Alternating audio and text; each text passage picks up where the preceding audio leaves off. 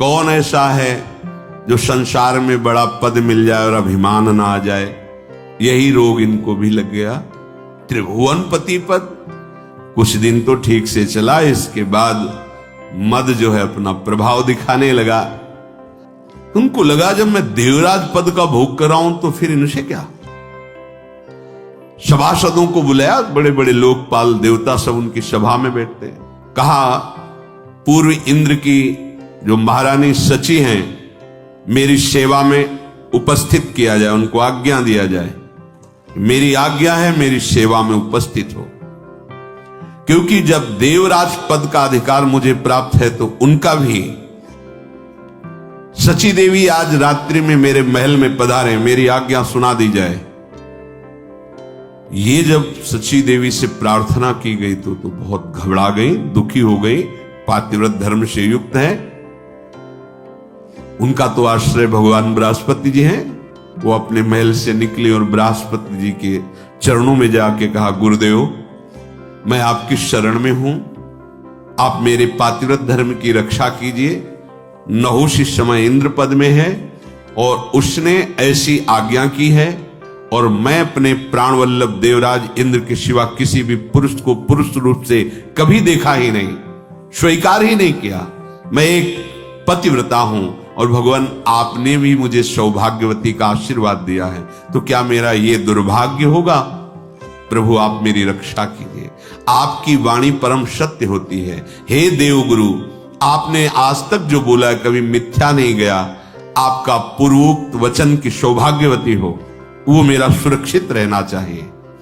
बृहस्पति जी बहुत विचार मग्न हो गए कि इस समय उसके सामने जो जाएगा तो उसकी सारी सामर्थ्य से आधा बल उसे प्राप्त हो जाएगा।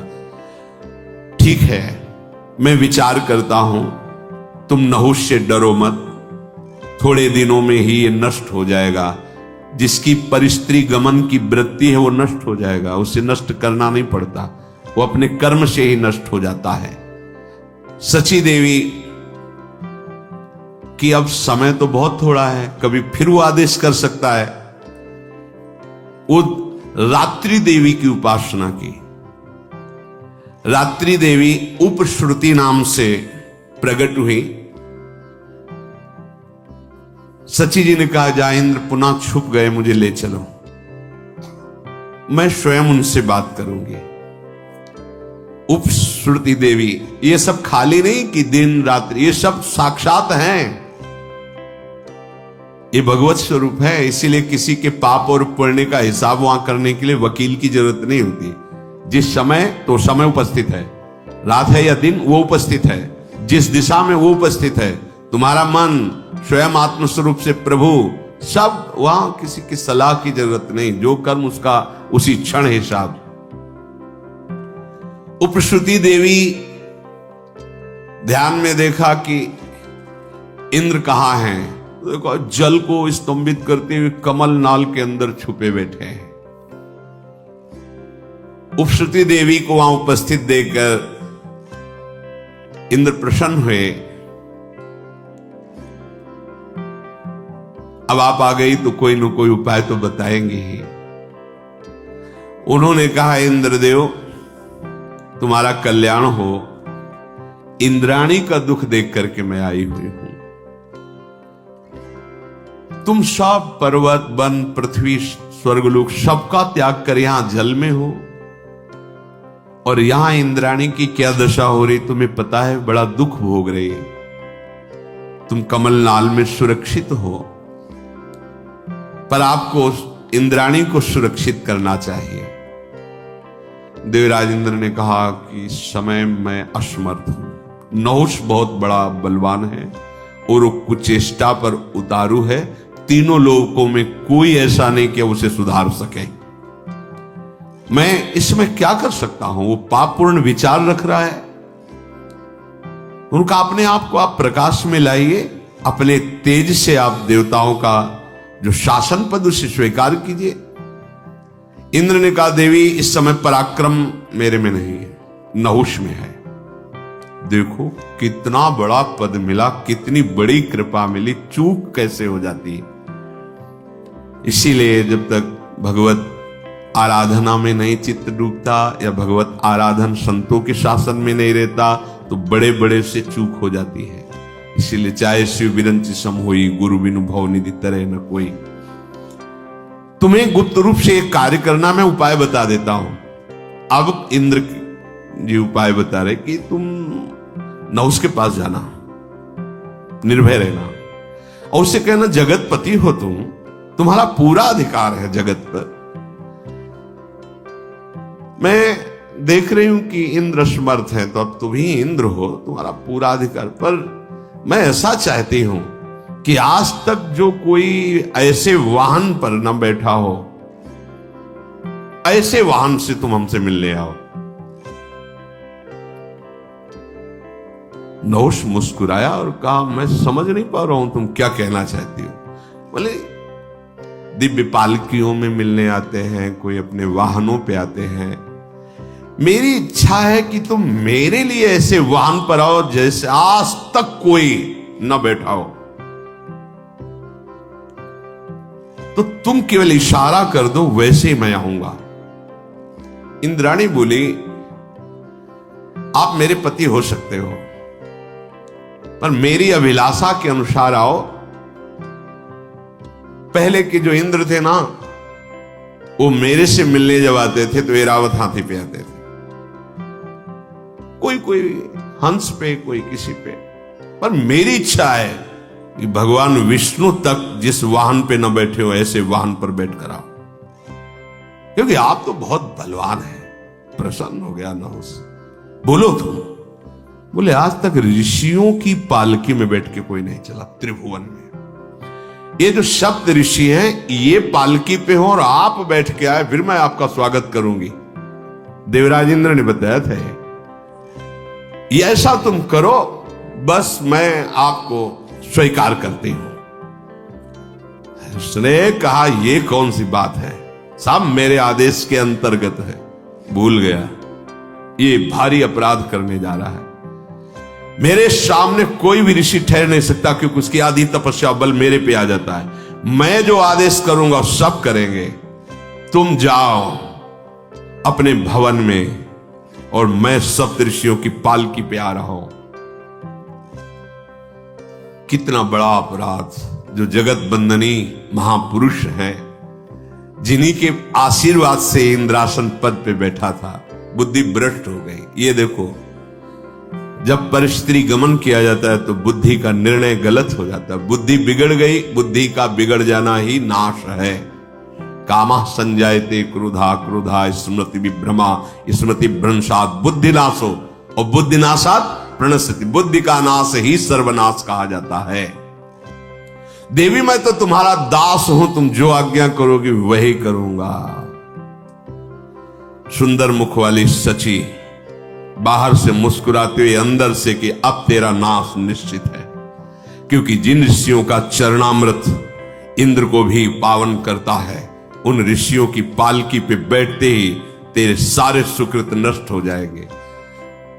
जो मां नहीं मात पिता नहीं देवा, साधुन सन करवावें सेवा, जिनके ये आचरण भवानी ते निश्चर समझानो प्राणी।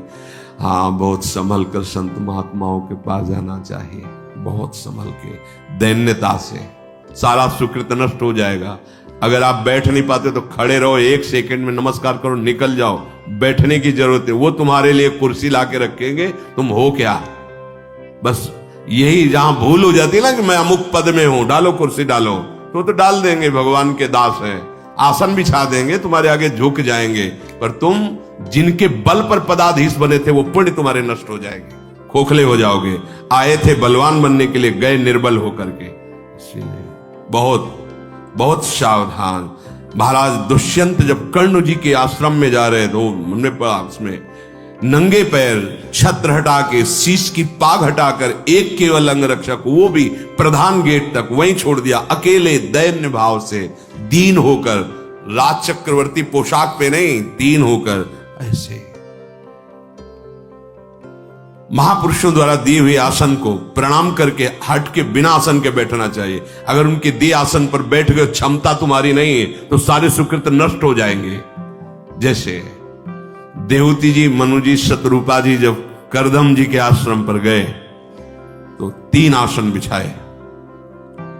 सम्राट पद पर भगवत स्वरूप हैं ये महाराज, आसन को प्रणाम किया तो बैठे। शत्रुपा जी पर देहूती जी ने आसन को प्रणाम कर खाली आसन पे बैठे। देख लिया बुद्धि प्रवीण है, हमारी अर्धांगिनी पद के अधिकारी है। संत महात्माओं का स्वरूप बड़ा दैन्य होता है। वहां यह सावधानी रखनी चाहिए कि उनके द्वारा कोई हमारी परिचर्या नहीं होनी चाहिए। हम गए हैं उनका कृपा प्रसाद लेने, अब वो खड़े हैं, आपको कुर्सी चाहिए? हाँ जी। अब वो विरक्त संत कुर्सी उठा के ला रहा है, आपको बैठा रहा है। आप ठीक है, आपका कमर ठीक नहीं, टांग ठीक नहीं, एक बार एक दर्शन की बस हम बैठ रहे हैं, हम सुन लेंगे यूट्यूब में, आपके सामने नहीं जा रहे हैं। या हम कष्ट से कि सीढ़ी में नीचे बैठ जाते, सुन लेते। नहीं, अगर बैठने लायक बैठ जाओ, नहीं खड़े दर्शन करो, चले जाओ, जरूरत नहीं है। उनके द्वारा दी हुई सेवा तुम्हारे सुकृत नष्ट कर देगी।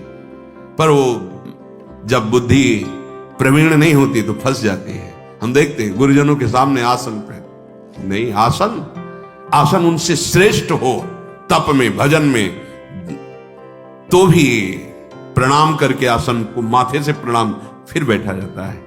ऋषि मुनि संत महात्मा इनके पास उनके दिए हुए आसनों को हटा दिया जाता है, समेट के रख दिया जाता है। उनका तो स्वभाव सम्मान, हम इसके योग्य नहीं। दैन्यता कमा के चले जाओगे, लेके चले जाओ, नहीं तो गंवा के चले जाओगे। यही देवराज इंद्र ने विचार करके कहा, जाओ सप्तऋषियों की पालकी में वो आए, ऐसे उसको प्रेरणा करो। अब इसने आज्ञा की, जिसमें बड़े बड़े महापुरुष हैं, पूरी सृष्टि का संचालन उनके तप से होता है। बृहस्पति जी के घर पे इंद्राणी और दुष्टात्मा नहुष तो एकदम बावरा हो गया, समझ ही नहीं पाया कि मेरे नाश की बात हो रही है।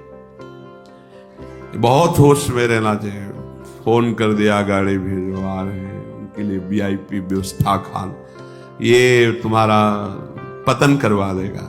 एक जगह तो अहंकार नष्ट होना चाहिए तुम्हारा। संत गुरुदेव के सामने तो तुम्हारा अहंकार नष्ट, कोई पद भी तुम्हारी नहीं। अगर पद में देखो तो अखिल कोटि ब्रह्मांडों के स्वामी का दासत्व पद है, वो परम पद पे आरूढ़ महापुरुष। तुम्हारा पद क्या है? 4 दिन की चांदनी फिर अंधेरी रात, कर लो मनमानी। वो अगर दैन्यता से झुक रहे हैं, तुम्हारे मंगल के लिए झुक रहे नहीं, वो परम पद में विराजमान है। अखिल लोक चूड़ामणि अनंत ऐश्वर्यों के स्वामी भगवान के वो ऐसे दास हैं कि अजित भगवान उनके अधीन हैं। वो ये न समझो कि भिखारी है, साधु महात्मा है, कुछ दे ले लिया और ऐसा अपनी पोजीशन, पहले आके अपनी पोजीशन, हम अमुक पद पे हैं, अमुक पद। तुम क्या पद में हो? हम परम पद के दासत्व से युक्त होकर तुम्हें वहीं ले जाने के लिए भगवान ने हमारे पास भेजा है, उसी परम पद का परिचय। तो दैन्य, अगर दैन्य नहीं तो कुछ नहीं। हम तो चरणामृत उतार के पिएंगे आपका, क्योंकि चरणों में श्री हरि का वास है, उनका धोवन हम पिएंगे। लेकिन आपका क्या होगा? आपकी स्थिति कहां है? सब खो के जाओगे और सोचोगे साधु दर्शन के बाद अशांति कैसी, ये कैसे विघ्न उपस्थित हो रहे हैं, क्योंकि खो दिए सब।